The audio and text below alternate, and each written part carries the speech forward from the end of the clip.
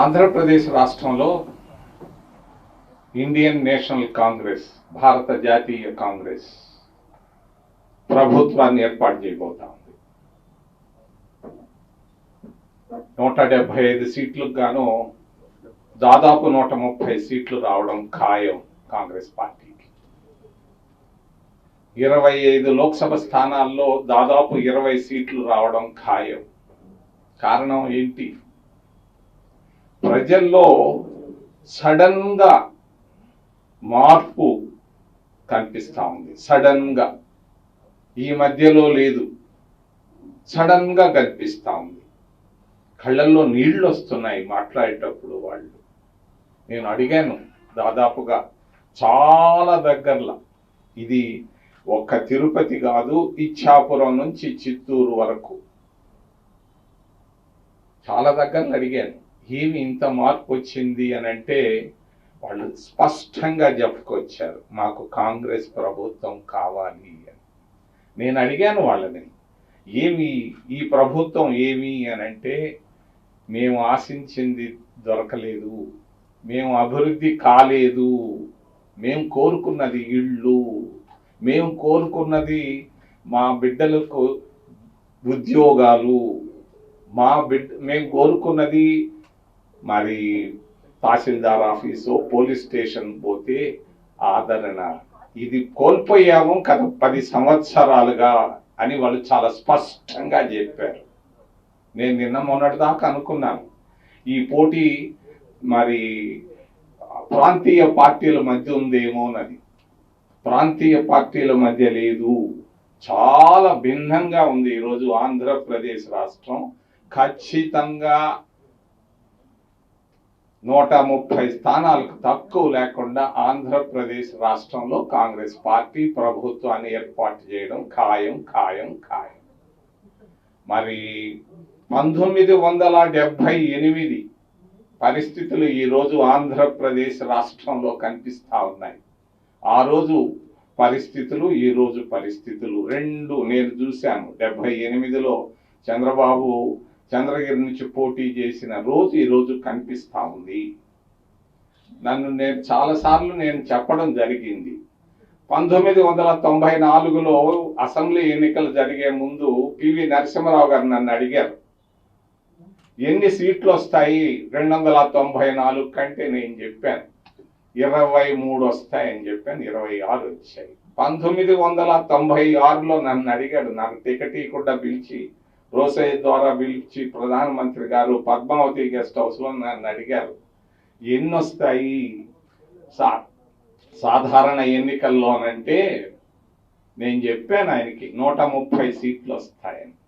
130 సీట్లు కాదు, 132 వచ్చాయి 1996లో కాంగ్రెస్ పార్టీకి. 2000 సంవత్సరాలు అనుకుంటాను, నేను చెప్పకూడదు మరి చెప్తున్నా. రామోజీరావు గారు అడిగారు నన్ను, ఉత్తరప్రదేశ్ లో ఎన్ని సీట్లు వస్తాయని అంటే నేను చెప్పాను ఆయనకు 202 వస్తాయని చెప్పాను.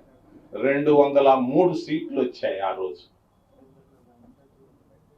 మరి ఆయన చెప్పాడు, ఎన్ రామ్ కూడా చెప్పలేకపోయింది, నువ్వు ఎట్ట చెప్పావంటే చెప్పాను అని చెప్పాను. నాకు ప్రజా నాడి తెలుసు కాబట్టి, అర్థం చేసుకున్నాను కాబట్టి. ఈరోజు నేను ఒక్క విషయాన్ని గురించి, కాపుల గురించి చెప్పదలుచుకున్నాను. కాపులు ముఖ్యమంత్రి కావాలి అని కోరుకుంటున్నారు. ఇది సమయం.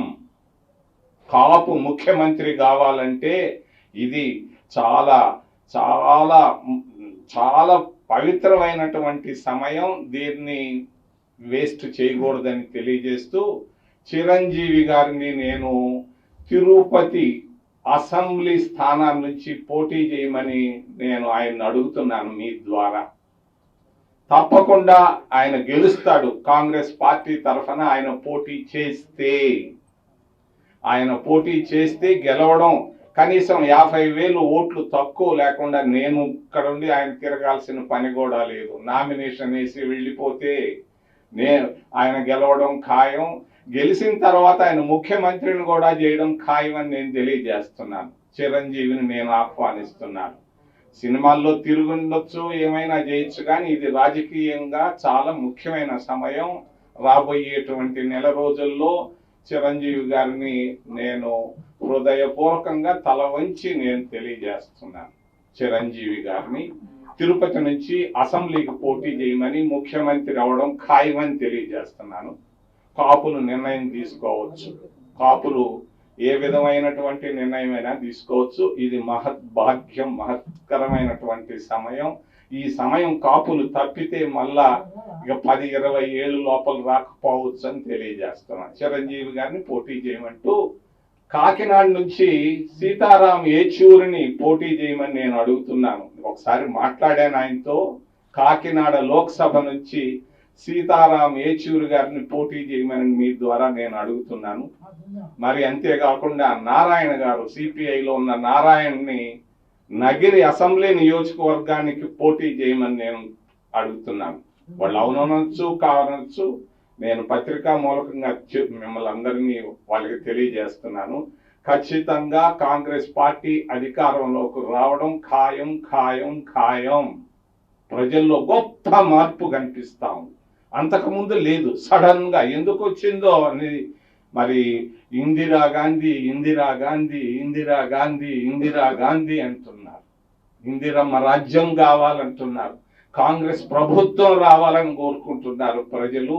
చాలా మంది గమనించటం లేదు. ఆకాశం చూసి మాట్లాడుతున్నారు. హైదరాబాద్ లో కూర్చొని పలానా పార్టీకి ఇన్ని సీట్లు వస్తాయి, అన్ని సీట్లు వస్తాయి అని చెప్తున్నారే గాని వాస్తవం కాంగ్రెస్ పార్టీ ప్రభుత్వాన్ని ఆంధ్రప్రదేశ్ రాష్ట్రంలో ఏర్పాటు చేయడం ఖాయం ఖాయం అని తెలియజేస్తూ ఏదైనా ప్రశ్నలు ఉంటే దయచేసి. ఆయన ఇక్కడ ఎమ్మెల్యేగా ఆయన పోటీ చేశాడు, నేను ఎంపీగా పోటీ చేశాను. ఇద్దరం గెలిచాం.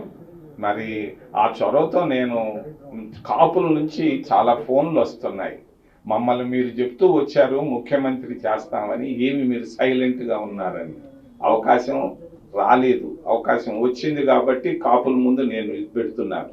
రండి, మీరు రండి, మీరు తీసుకోండి ముఖ్యమంత్రి పదవి. నేను మా పార్టీతో నేను మాట్లాడతాను. ఇది సరైన సమయం కాపులకి. చిరంజీవి గారిని పోటీ చేయమని నేను అడుగుతున్నాను, ఆహ్వానిస్తున్నాను. ఆయన ఇష్టం, అవుననొచ్చు కాదనొచ్చు. చేసే అవకాశం నాకు రాదు. నేనేం అడుగుతున్నానంటే ఆహ్వానిస్తున్నాను వారిని. కాంగ్రెస్ పార్టీలో ఉన్నారు, మీ ఇద్దరం కలిసి పోటీ చేశాం. చీ చీ అని చెప్పి ఒక మంత్రాన్ని చేశారు ఆ రోజు. చీ అంటే చిరంజీవి, ఇంకొక చీ అంటే చింతామో. చీచీకి ఓట్లు వేయమని చెప్పి ఇద్దరిని గెలిపించేశారు. మరి ఈరోజు నేను ఇది సరైన సమయం కాపులకి బలిజలకి నిర్ణయం తీసుకునేదానికి. ఇంతకంటే మహద్భాగ్యం మళ్ళా రావచ్చు. ఇది సరైన సమయం కాపు ముఖ్యమంత్రి అయ్యేదానికి. అందుకే చిరంజీవి గారు కాపు ఆ సామాజిక వర్గం కాబట్టి నేను ఆహ్వానిస్తున్నాను, హృదయపూర్వకంగా ఆహ్వానిస్తున్నాను. ఆయన అవుననొచ్చు కాదనొచ్చు, ఆయన ఇష్టం. బంతిని ఆయన కోర్టులో పెట్టారు.